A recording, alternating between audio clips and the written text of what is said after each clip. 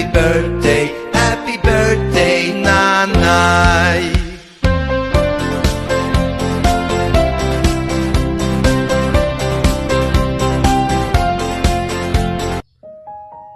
Para sa aking pinakamamahal na mama, na walang hanggang pagmamahal ang ibinibigay sa akin. Ma, alam ko na hindi ako naging mabuting anak sa iyo. Na minsan hindi ko sinusunod mga utos niyo.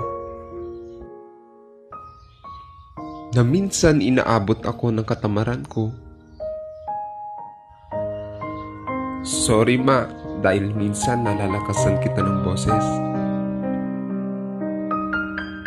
Sorry ma, na minsan hindi ko maipakita sa iyo kung gaano kakahalaga sa akin. Kung minsan nasasaktan kita, na minsan di ko magampanan tungkulin ko bilang isang anak. Ma, sorry talaga. Alam ko ma, na hindi ako ang klaseng anak na hinahangad niyo. Yung pag-uugali na meron ako. Hindi ako mabait.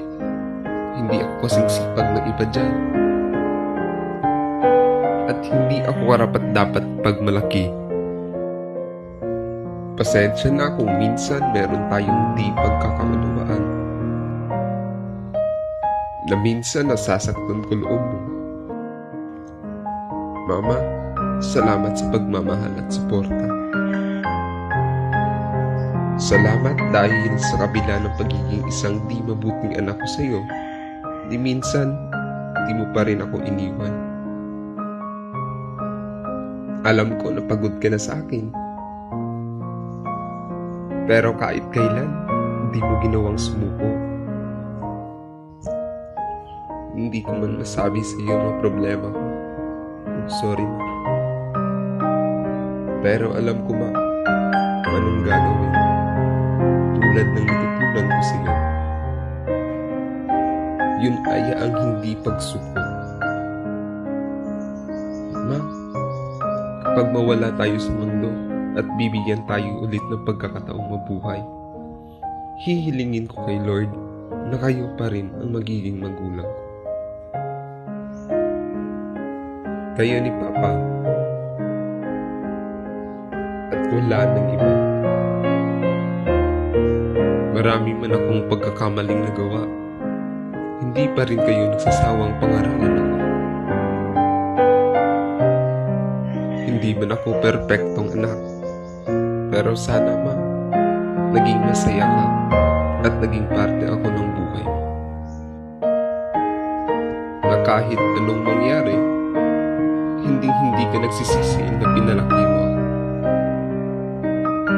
Ma, salamat sa lahat. Huwag kang mag-alala ma, dahil sa iyong pagtanda, ako naman sa inyo mag-aalaga. Tulad ng inyong pag-aalaga sa akin, simula pa nung ako'y bata. Hindi ko kayo pababayaan. Lalo na pag hirap na kayo. Ibabalik ko sa inyo ang pag-aarugang ginawa niyo sa akin. Hindi kailanman nawaglit sa aking puso't isipan ang sakripisyo at pagmamahal na ibinigay niyo sa akin. Ma, mahal na mahal kita.